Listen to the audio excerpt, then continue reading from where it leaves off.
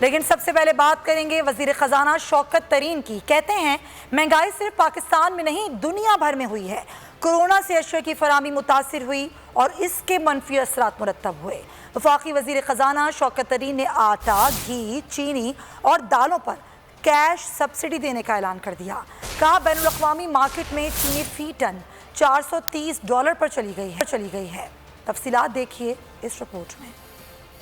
ہائے رے مہنگائی عوام کی دہائی، وزیر خزانہ شوکت ترین نے چند روز میں قیمتیں کم ہونے کی نوید سنائی۔ کہتے ہیں احساس پروگرام کے تحت آٹا، چینی اور دیگر ضروری اشیاء پر اسی ماہ ٹارگیٹڈ سبسڈیز دیں گے۔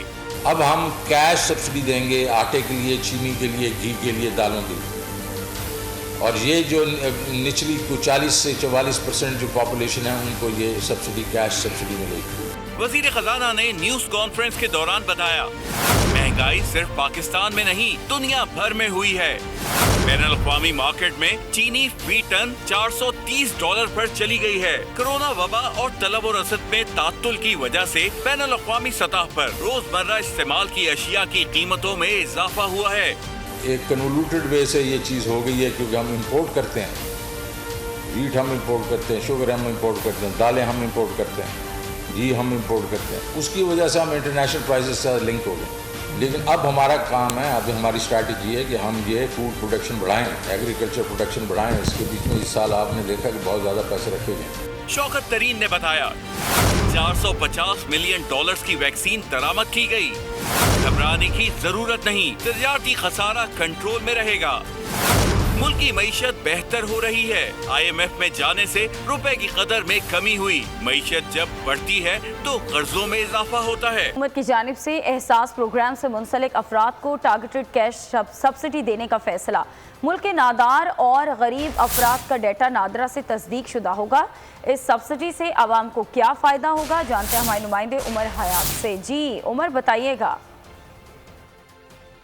جی بالکل، حکومت کی جانب سے یہ اعلان کیا گیا ہے کہ ٹارگیٹڈ سبسڈی اب دی جائے گی، اور اس ٹارگیٹڈ سبسڈی کے لیے جو ہے وہ احساس پروگرام کا ڈیٹا استعمال کیا جائے گا، اور نادرا سے جو ہے یہ ڈیٹا حاصل کیا جائے گا، اور پھر احساس پروگرام کے ڈیٹا کو جو ہے وہ آپس میں کمپائل کر کے جو ہے وہ ایک ٹارگیٹڈ سبسڈی دی جائے گی۔ ہمارے ساتھ یہاں پر شہری موجود ہیں، جانتے ہیں ان سے کہ ٹارگیٹڈ سبسڈی کے حوالے سے یہ کیا کہتے ہیں۔ جی بتائیے گا۔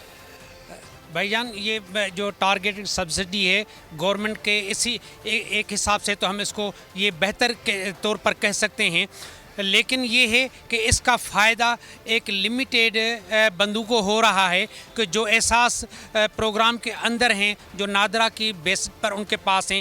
کیا یہ تو وہ بندے ہو گئے، لیکن کیا جو مڈل پور کلاس لوگ ہیں، جو وہ طبقہ ہے جو افورڈ بھی نہیں کر سکتے، تو وہ کہاں جائیں؟ بالکل جی، حکومت کی جانب سے یا لوور مڈل کلاس ہے اس کو ہمیشہ پریشانی کا سامنا کرنا پڑتا ہے۔ اب یہ ٹارگیٹڈ سبسڈی جو ہے وہ یقینی طور پر صرف جو لوور کلاس ہے اس کے لیے ہوگی، لیکن لوور مڈل کلاس بہت شکریہ آپ کا۔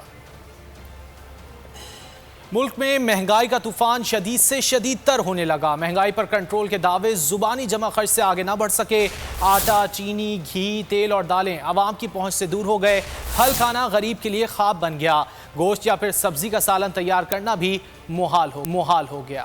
سستی سبزی کی باتیں سبز باغ، غریب کی پہنچ میں صرف صبر کا پھل رہ گیا۔ کم قیمت آٹا ٹاٹا کر گیا، چینی نے بے چینی بڑھا دی۔ اشیاء ضروری کی قیمت ہر گزرتے دن کے ساتھ بڑھتی ہی جا رہی ہے۔ کراچی سے لاہور، پشاور سے اسلام آباد، بڑھتی مہنگائی نے ہر کسی کا سکون کر دیا برباد۔ 2 سال میں گھی تیل 41، آٹا چینی تقریباً 100% مہنگی ہوئی۔ کوکنگ آئل کی قیمت 340 تک جا پہنچی۔ 10 کلو آٹے کا تھیلا 740 روپے کا ملنے لگا۔ 1 کلو چینی چاہیے تو پلے 110 روپے ہونا لازمی ہے۔ دال کی تو قیمت کو جیسے پر لگ گئے۔ چنا اور مسور 150، مونگ 180 تک جا پہنچی۔ گوشت فروش جانور پر کم، عوام کی جیبوں پر چھری زیادہ چلاتے ہیں۔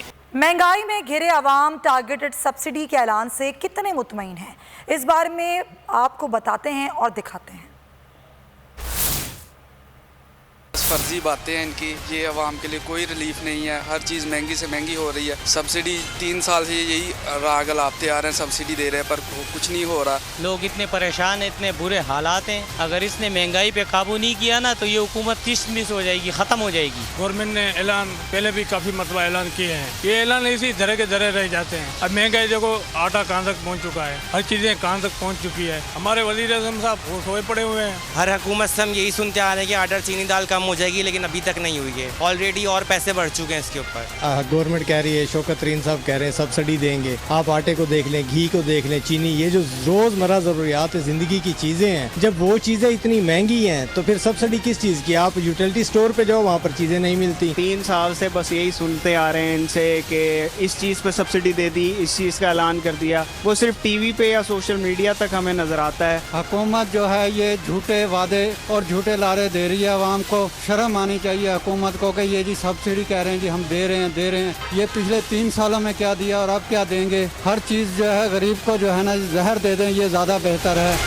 اور وزیر خزانہ سے جب نمائندہ بول نیوز عمر حیات نے سوال کیا کہ آپ کے عہدے کی مدت ختم ہونے میں 1 ماہ رہ گیا ہے, تو شوکت ترین کا جواب تھا کہ انہیں وزیر اعظم پر مکمل اعتماد ہے.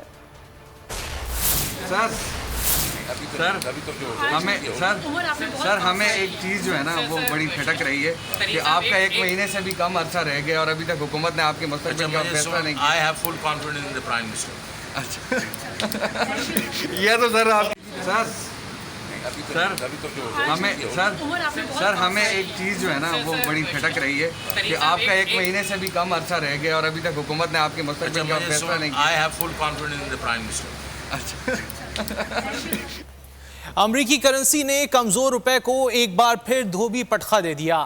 ڈالر ملک کی تاریخ کی بلند ترین سطح پر پہنچ گیا. انٹر بینک میں $1 168.90 کا ہو گیا. اوپن مارکیٹ میں $169.70 پر ٹریڈ کرتا دیکھا گیا.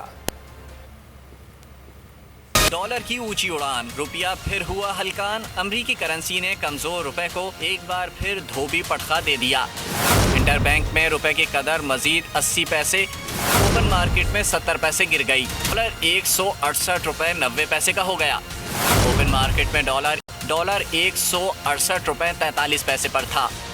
لیکن ہم ڈالر کی ہی بات کر رہے ہیں. ڈالر کی اڑان جاری ہے.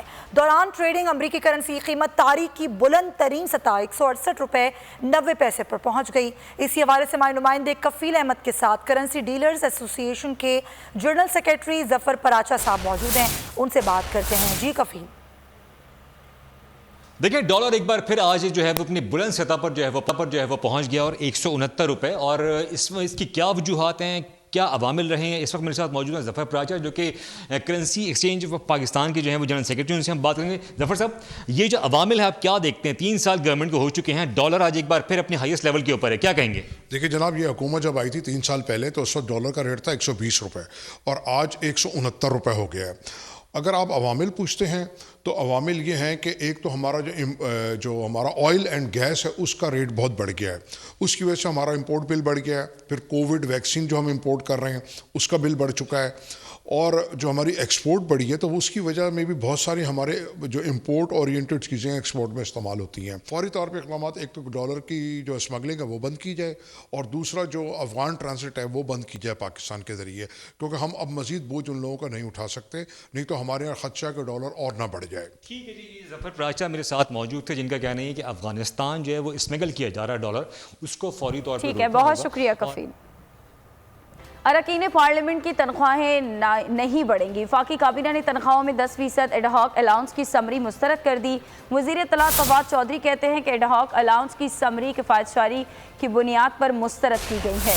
کابینہ اجلاس سے متعلق بریفنگ میں فواد چودھری نے اگلے سال ملک میں 5G لانچ کیے جانے کی نوید سنائی. انہوں نے کہا کہ FBR کی ویب سائٹ ہیکنگ میں زیادہ تر ڈیٹا محفوظ رہا. بھارت نے اسرائیلی کمپنی کے ساتھ مل کر پاکستانی واٹس ایپ یوزرز کا ڈیٹا ہیک کرنے کی کوشش کی. یہ تجویز دی گئی جا رہی تھی کہ جو دیگر اراکین اسمبلی ہیں ان کو 10% الاؤنس دیا جائے. کابینہ نے کہا ہے کہ یہ اس اصول کی خلاف ورزی ہوگی. یہ اس آسٹیریٹی ڈرائیو کا حصہ ہے, اس بچت کا حصہ ہے جس کے نتیجے میں وزیر اعظم ہاؤس نے बहुत बड़ी बचत की है। FBI के डाटा साइबर हमले के पेश नज़र FBI हुकाम की जानब से पब्लिक प्रोक्योरमेंट रूल्स 2004 के तहत ऑपरेशनल एमरजेंसी का नफाज किया गया और डाटा सेंटर की सिक्योरिटी को यकीनी बनाया जा सके। हिंदुस्तान ने एक इसराइल की कंपनी के साथ मिलकर पाकिस्तान के अहम मोबाइल फ़ोन्स के जो व्हाट्सएप पे चोरी करने की कोशिश की और वो अगरचे उसकी कामयाबी और जिसमें प्राइम मिनिस्टर साहब का फ़ोन भी शामिल था, हमने उसके लिए एक इंक्वायरी कमेटी जो थी वो बनाई थी।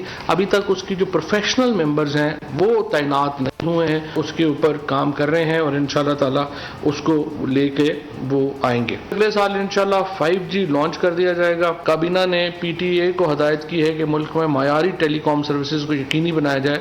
लैंडमार्क डिसीजन में ये फैसला किया गया है कि जो क्रिमिनल निज़ाम में जो इस्लाहात हैं उनको मुतारिफ करवाया। आगे बढ़ते हैं। पंजाब कैंटोनमेंट बोर्ड इंतखाबात में तहरीक इंसाफ को शिकस्त क्यों हुई? वज़ीर आज़म इमरान खान छानबीन के लिए कल लाहौर जाएंगे। वज़ीर आला और गवर्नर पंजाब से मुलाकातों में नाकामी का जायजा लिया जाएगा। उस्मान बुज़दार सूबाई हुकूमत की कारकर्दगी सामने रखेंगे। और पंजाब में नए बल्दियाती निज़ाम की मुसव्वदे पर मुशावरत मुकम्मल हो गई है। वज़ीर आज़म इमरान खान ने हतमी मंजूरी के लिए आज इत्तेहादी कमेटी का इजलास तलब कर लिया।